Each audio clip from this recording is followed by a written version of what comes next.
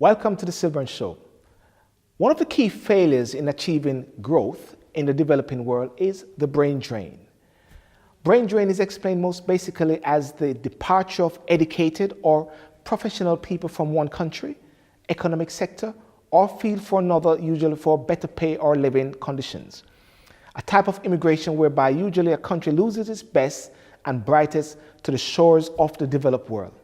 This proves beneficial to those who immigrate and to their new place of residence in the form of contributing to several aspects. This proves beneficial to those who immigrate and to their new place of residence in the form contributing to several aspects of their new economy. What does it mean for countries of origin and how we associate and engage with them economically and culturally? While we are gaining elsewhere, are we as diasporic people and or progeny, some of which never having the chance to return to the country from whence their culture and heritage came? Are we experiencing a disconnect to our homelands, a sort of cultural displacement? And if so, how do we begin to counter? How can we as a diasporic populations and our children engage more harmoniously, both economically and culturally, with our homelands?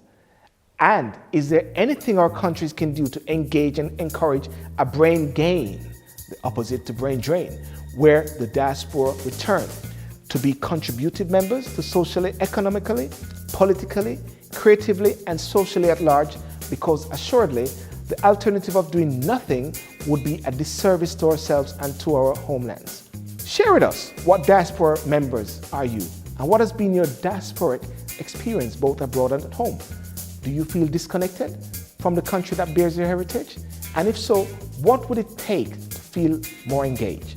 Share your comments below or on Facebook, Twitter, or Instagram with the hashtag SYLBOURNETV.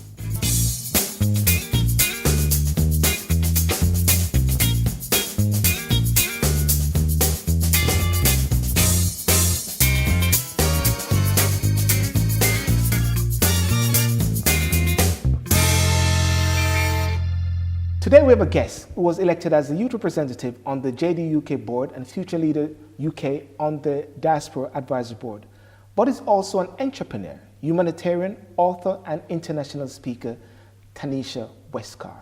Welcome, Tanesha. Hi, SYLBOURNE. Thanks for having me. Thank you. Well, finally, I got you on the chair. You know? Yes, it's been a long time coming, but I'm glad I've made it. Been a long time coming. Infamous red chair. Infamous. Well, actually, you know, it's very interesting. I had an earlier guest, and I always dress differently at different times, you know, and I always try to see if anybody can get the prize of blending with the chair. Right. I saw you got it. Yes. You did a twirl in the red shorts. I'm not surprised. Not surprised, you know. So, but listen, it's great having you here. And at the moment, what we understand is that you're studying global politics. Indeed. Now, I'm just going to stop right there. You're studying global politics. What's happening in the UK? Is this Brexit and this global politics scenario? Well, I mean, I think everybody is pretty aware that there's a lot of instability in the UK. Yeah. And with the recent general elections being called after last year's Brexit referendum, I think that unfortunately the timing of the election was very ill-placed. But I think there has been some good stuff, some pluses as a result. And one of the things that have been kind of highlighted is the youth engagement and the increase in the youth engagement in terms of the voting and the participation. And I've been a part of a few different groups that were actually lobbying and had all-party parliamentary groups towards youth engagement in Brexit. So I am very impressed, very pleased to see that it was actually reflected in the polls, and that indeed we do have a say on the current climate. And indeed, I must say that the instability is not very good for us, not for our currency, but also for the everyday people who are living within the society. And of course, we know that, you know, the things that are happening in the US and in China and, you know, all over the world, there's just a whole lot of instability. And unfortunately, I do think that the timing of the election could have been different. We could have focused our energies towards a better deal for Brexit, yes. instead of trying to stronghold the British public. Right. And indeed, it's interesting what you said, and you mentioned about the youth engagement.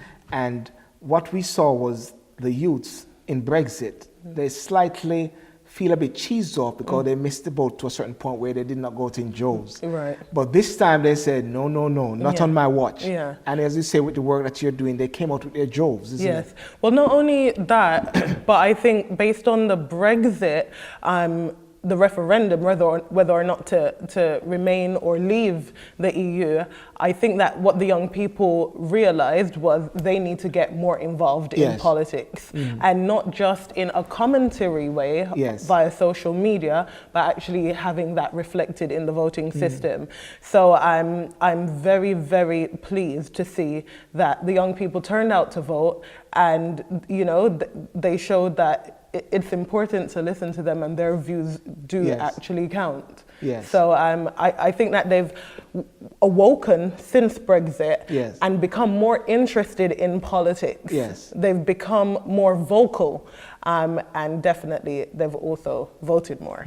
Yes. Awesome. So as I said earlier, you're in global politics and international relations. Yes. It seems a very wise choice with international relations, very changeable. Some for better, some for worse at the moment. But what's your special focus at this time? Because international relations and politics, what I'm doing a combined honours, so the one doesn't take preference over the other, but I am focusing on foreign policy. Yes. I think it's important, but see, that also depends on the government at hand. And right now, we haven't got a stable government at hand. I know right now we have a coalition, but I think that until there is some type of stability in terms of the move forward, then it's hard to look at what policies are in place or if those are reflective of the people, if you can't actually be representative of the people. So for clarification, we're talking about a proposed coalition at this time with the DUP. With the DUP. And what some of the punters are saying and political analysts are actually saying is that don't go into bed with the DUP, go alone as a minority. Yeah. And so therefore, definitely, it's really an unstable time. Yeah. But one of the key things which I pick up from yourself is that ongoing work with the youth factor. Yes. Because it says here, your work is aimed at young people, inspiring and helping them to find a voice, and across society, help our young people find their feet in a complex world. How complex is this world now? I mean, where can you start? It's like a silly question. It's like I was watching and it's a sad moment, the Grenfell bill, and one guy was asking, a reporter was asking a gentleman, I think Mr. Ashley Blagrove, what's your thoughts on this? And the guy said, what do you mean? Yeah. It's like what sort of silly question is that? What are your thoughts on this? I mean, everybody is sad, everybody is outraged, everybody, it's difficult to feel nothing. This isn't something where you can just walk by. This is a catastrophe, really. And it's unfortunate to know that though this incident happened, there are many replica buildings that are currently in place right now.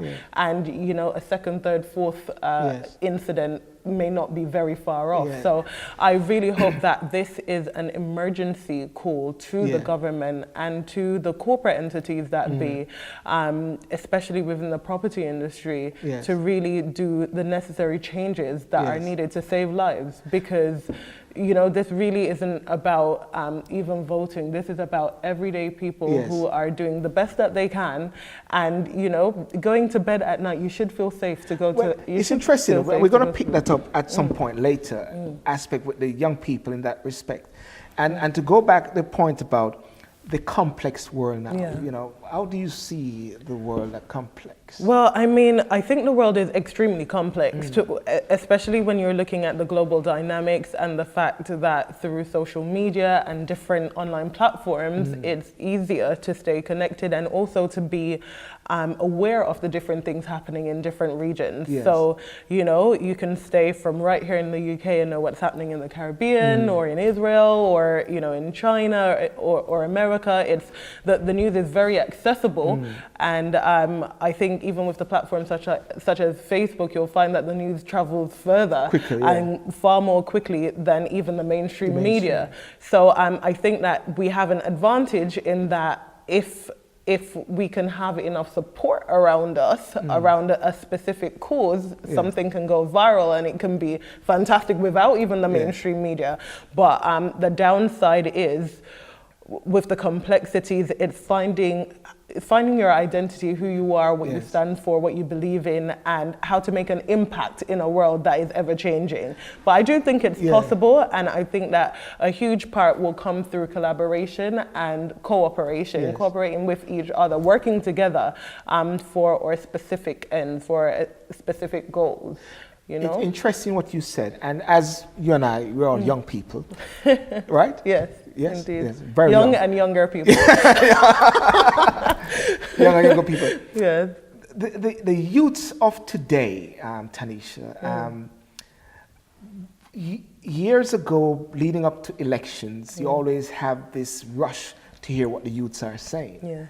Today now, we're seeing whereby the youths are having a more stronger, more powerful voice through the advent of social media, where their voices go very stronger. Yeah. Through the recent elections, we've got the strength of the youth votes being inspired by Corbyn, and they know exactly where they think. Would you say that the youths of today are the conscience of a nation? I definitely think the young people reflect an aspect of society. And I think that every single person throughout society reflect the conscience of the society. We are the society. So it's a blend. It really is that integration.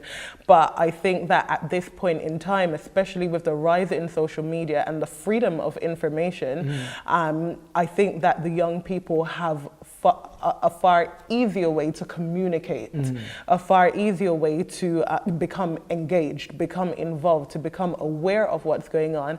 And because they have knowledge of these platforms and know very much how to use them, they also now know how to market and get that message out to the wider public. I saw like even music campaign, there were so many different things going on in this campaign, and I thought it was brilliant to see the level of engagement from society, because some of the people who are marginalized, who normally don't have a say or who normally may not get involved in this type of thing, it was important to see them, showing an interest. And like I said, the ultimate is voicing their opinion via the vote. Yeah. Now, the reason why... This is just the beginning. Yeah, well, the reason why I brought you here was the sort of collaborative, international diasporic link that you have with Jamaica, because I can't keep a track of you, because sometimes I see you in Jamaica and I say, hang on a second, I saw at the High Commission last week. Now, you're very active in Jamaica as well as with the diaspora in the UK, who often feel culturally disconnected from their heritage. Do you feel that in recent years more is being done to bring attention to this?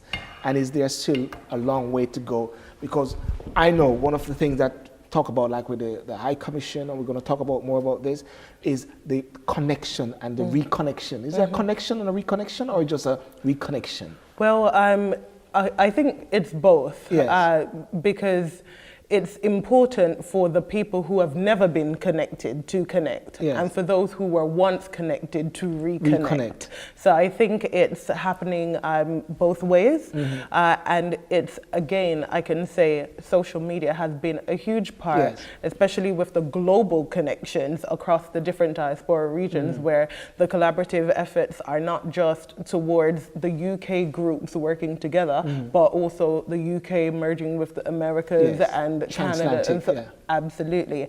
And I think that is putting more gusto, more force behind the movement. And we are just leveraging the resources we have that's available to us. So I think it's important to highlight Jamaica, to reconnect to Jamaica. And then we have many different social, like Jamaican sensationalists as well, who are out there, who are advocating for the culture. And that could be whether it be via comedy or you know, on social platforms, and helping to give that cultural transfer back to that next generation. Here in the UK, though, there is a huge disconnect, partly because we're in a far more, you know, diverse society, and with different pockets of people in different regions, the table talks that would normally happen, you know, around the family table, where that nostalgia and that affinity to the island would be transferred, that's on the decline. So what you're finding is that the young people aren't hearing these stories anymore, or maybe aren't traveling as much to Jamaica. Not connecting with the Jamaica. Not connecting not with, just the, Jamaica, with the Jamaica roots. community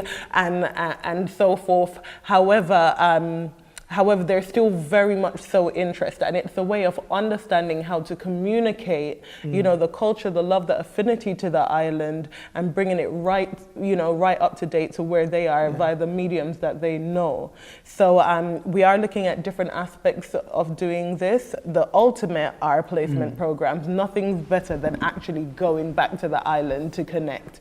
But where we have people in the UK who are maybe of mixed heritage, because when we say finding your identity, it may not just be that they're Jamaican. They might have mixed heritage. You might have families who, you know, you have one parent who's Jamaican and one parent who's Caucasian or from, you know, some other background. So it's all about helping our young people to have stronger identities, more knowledge about where they're from, and to fall in love with their island. But on the flip side, there are amazing things that are happening. It's interesting what you said.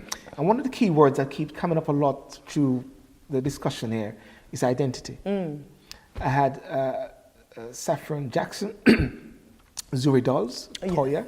She spoke about identity, the aspect of the doll. It's a level of identity representation. You speak a lot about identity. Do you believe that, what would you say about the youths in the UK or born in the UK in comparison to Jamaicans born in Jamaica and here in the UK? How do they fare? Is there a different sort of connection that they have? Well, I think that when you're born in an area and you're able to have that direct connection and that direct integration and immersion into that society, it's non-comparable to somebody who perhaps hasn't had that experience and heard it secondhand. However, I don't think it eliminates someone from someone who is born in the diaspora to also gain that experience. It might start at a later date, but it doesn't mean that that affinity, that same love, that same transfer of identity and cultural experience and love won't be present in that individual. It just means that you have a little bit more work to do in terms of that reconnecting to the island. It's not impossible. There's a lot of groups that are out there who are actually actively working on bringing that culture right up to date within their society. So I'm really excited about the work that's gone on before me, and also that the work that I continue to champion and move forward. And there's a lot more young people who are becoming involved and knowing more about all the different initiatives that are going on. And I'm just really excited to be a part of the movement. And we're going to come on to some of those initiatives later. The same thing about the disconnect, but how is the cultural disconnect, what do you say, affecting the Caribbean from a larger perspective, affecting those communities with larger diaspora population? Because years ago, one of the things with the diaspora community is that because they're so connected, they tend to be fueling remittance, money back home, because there's that direct connection.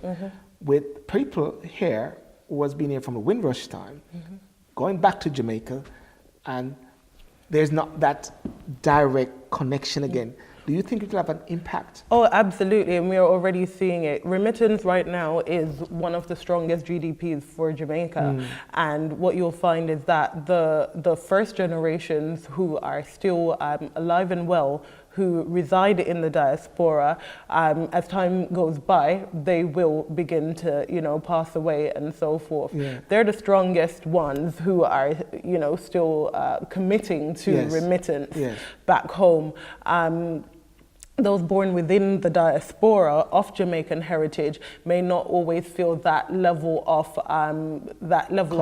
connection or obligation to respond in the same manner. So this is why it's important that they become immersed in the culture and immersed in the actual day-to-day activities of, you know, the local Jamaican, some of the drawbacks and setbacks that they have, and highlight the importance of why they still need to contribute to the island. You know, we have more Jamaicans or those of Jamaican heritage living outside of Jamaica than we do living within Jamaica. Born in the society. Yeah, born in the society, absolutely. So it's imperative that we continue to give back and to highlight it as important, because that is really what our families or friends are being sustained on, to a large part. However, I know of many successful Jamaicans who are doing extremely well, you know, born and bred in Jamaica. However, I know that a lot of other families need the remittance and need that to continue. Yes, thank you. Well, ladies and gentlemen, we're going to take a quick break and we're going to come back to Tanesha, where we're going to talk about some of the direct work that she's doing with Jamaica 55 and making that connection very strong. See you shortly. Okay, we talk about disconnection, we talk about reconnection. What are some of the things that you are doing specifically, and especially with the advent of Jamaica 55 independence for Jamaica? And I see a massive thrust, the High Commission and the work that you're doing. Give us a sort of overview as to this connection, reconnection. Yeah, well, I share something that we started last year. In November, I spearheaded the movement for the Jamaica Youth Forum UK, which was held at the Houses of Parliament. And I got the all-party parliamentary group, which is headed by Dawn Butler, MP for Brent. She was in attendance along with two other MPs from the all-party parliamentary group. So we had a Labour MP, a Conservative MP, and a Scottish National MP as well. Hi, I'm Tanesha Westcarr, and I've just finished a fantastic interview on the SYLBOURNE Show. Remember to like, subscribe, and share. Thanks for watching. Ladies and gentlemen, thank you so much for joining us on the SYLBOURNE Show. And of course, what I'd like you to do is to like the videos, share the videos, and subscribe to the channel. Let people know about it. But the important thing is also to comment. Let us get your comment, let's get your views, so we can understand how to even please you better, ladies and gentlemen. So as I said, share, like, subscribe. Thank you. I saw you there. You subscribed and you shared. Thank you so much. See you next time. No, you're talking. Oh, am I? Yes, you're talking. Start it again. No, we can't start again. That's it. Okay. That's it. Hi, I'm Tanesha Westcarr. Come on, this is live, man. Yeah, really? Come on, Tanesha, come on. You talk so much today, you can't say nothing now. Come on. Hi, I'm Tanesha Westcarr. I've just finished on the Sorry.